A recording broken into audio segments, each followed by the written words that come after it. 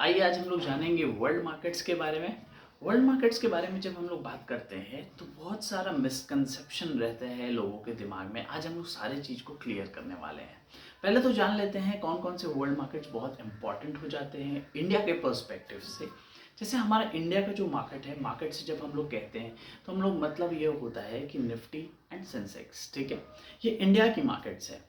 But जब हम लोग वर्ल्ड मार्केट्स की बात करते हैं तो सबसे पहले बात करना पड़ेगा मदर ऑफ ऑल मार्केट्स का, which is the US market. US में जो हमारे इंडेक्स ट्रेड होते हैं, इंडेक्स अगर किसी को नहीं पता तो सिंपल भाषा में ये समझिए, जो इकोनॉमी की मेजर कंपनीज होते हैं उन्हें एक जगह एक बास्केट में रखा जाता है जिसे हम लोग इंडेक्स के नाम से कहते हैं। तो जैसे इंडिया का जो मेजर इंडेक्स है, जैसे अभी हम लोग कहा निफ्टी और सेंसेक्स, उसी तरह वर्ल्ड मार्केट्स में US economy is the mother of all markets, because सबसे पुराना चल रहा है और सबसे बड़ा इकोनॉमी वही है, ठीक है। तो वहाँ पे भी काफ़ी सारे इंडेक्स हैं, जैसे डाउ जोन्स, S&P 500, और आईटी सेक्टर के लिए बनाया गया हैवी वेट्स इज नैस्डैक। सो इस तरह ये सारे जो इंडेक्स है ये यूएस मार्केट से रिलेटेड है। उसी तरह और भी बहुत सारे वर्ल्ड मार्केट्स के हैं, जैसे हांगकांग में हैंगसेंग चलता है, चाइना में शंघाई कंपोजिट चलता है, जकार्ता है, ताइवान में ताइवान के इंडेक्स हैं, ओके, जर्मनी में डैक्स है, ओके। इस तरह बहुत सारे इंडेक्स है। बट क्या ये इंडेक्स को देख के क्या व्यू बनाना चाहिए उस बारे में जानते हैं।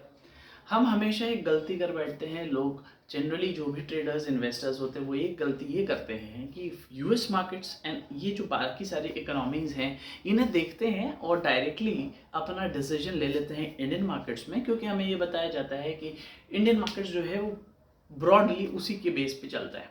बात बहुत हद तक सही है, लेकिन आपको एक बात समझना होगा कि आपको, अगर आप सिर्फ इंडेक्स की performance on day to day basis में देखोगे और उस पर अपने day to day Indian trading decisions लोगे तो दिक्कत बहुत आने वाली है आपको। देखिए चाइना का मार्केट काफ़ी साल से अंडर परफॉर्म कर रहा है, जापान का मार्केट तो डेकेड से अंडर परफॉर्म कर रहा है। तो इसका मतलब ये नहीं कि वहाँ से अगर आप क्यूज़ लो, या फिर अगर आप यूएस मार्केट को देखोगे तो लास्ट 1 मंथ में, 3 मंथ्स में अगर आप उसकी परफॉर्मेंस देखो तो it is corrected a lot, 20-25%। Nasdaq तो इवन 35% तक भी करेक्ट कर चुका है, ठीक है। करेक्शन मतलब कि फॉल आ चुकी है उसमें। बट हमारा Indian markets all time high के आसपास है and we have corrected around 6-7% only, ठीक है। तो इसका मतलब ये नहीं कि हम लोग आगे करेक्ट नहीं करेंगे या वो लोग आगे बढ़ेंगे नहीं। सो डिपेंड करता है कि ब्रॉडर व्यू में मार्केट ओवरऑल अभी खड़े कहाँ हैं, उस हिसाब से आपको अपना व्यूज़ एंड पोजीशन। जैसे मैं एग्जांपल देता हूँ आपको यूरोप की। यूरोप में जैसे जर्मनी का मार्केट है, वहाँ पे आप देखोगे तो तेज़ी है काफ़ी।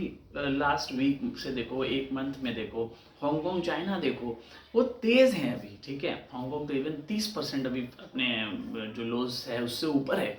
तो ये क्यों है, और इंडियन मार्केट में ऐसा अभी नहीं हो रहा है। अभी इंडियन मार्केट करेक्ट कर रही है, तो ऐसा क्यों होता है।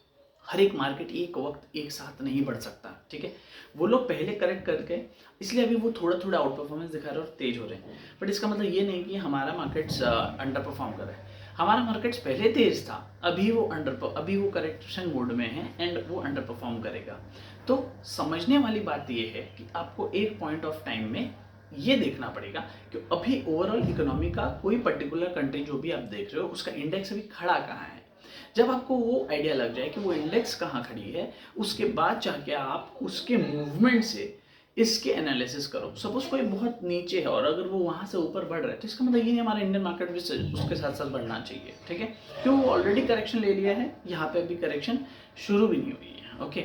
सो आने वाले टाइम में आप देखोगे कि ऐसा ही चलेगा। चाइना थोड़ा थोड़ा ऊपर चल रहा है, इंडिया थोड़ा थोड़ा नीचे आ रहा है, बिकॉज ऑपोजिट डायरेक्शंस में है दोनों अभी स्टैंडिंग, ठीक है। उसी तरह बाकी यूएस इकोनॉमीज में भी आप देखोगे थोड़ा थोड़ा पुल बैक्स आएंगे, बिकॉज वो ऑलरेडी काफ़ी 30% करेक्ट कर चुके हैं, तो उनको नैस्डैक इंडेक्स के ऊपर आना होगा। बट इसका मतलब ये नहीं कि हमारा भी सारे इंडेक्स जो है वो जोर से ऊपर आ जाए। सो हमेशा समराइज करें बात को तो क्या, सारे ग्लोबल इकोनॉमीज को देखिए बट रैशनली देखिए कि वो अभी कहाँ खड़े हैं, क्योंकि अगर आप उनके बेस पे day to day trading Indian index के डिसीजंस लेना शुरू कर दोगे तो you will end up in major losses, ठीक है। एंड हमें अपना कैपिटल को प्रोटेक्ट करना सबसे इंपॉर्टेंट चीज़ होता है। ट्रेडिंग करिए चाहे इन्वेस्टिंग करिए, ओके। सो अगर आपको कंटेंट अच्छा लगा होगा तो लाइक ज़रूर करिएगा, कमेंट बॉक्स में मुझे बताइएगा कि आपको कुछ नया सीखने मिला, और अपने फ्रेंड्स के साथ ज़रूर शेयर करिएगा। सब्सक्राइब करना ना भूलें। हम लोग कोशिश करेंगे कि और भी इसी तरह के बढ़िया बढ़िया कंटेंट्स आपके लिए लाते रहें। Till then, take care and bye bye.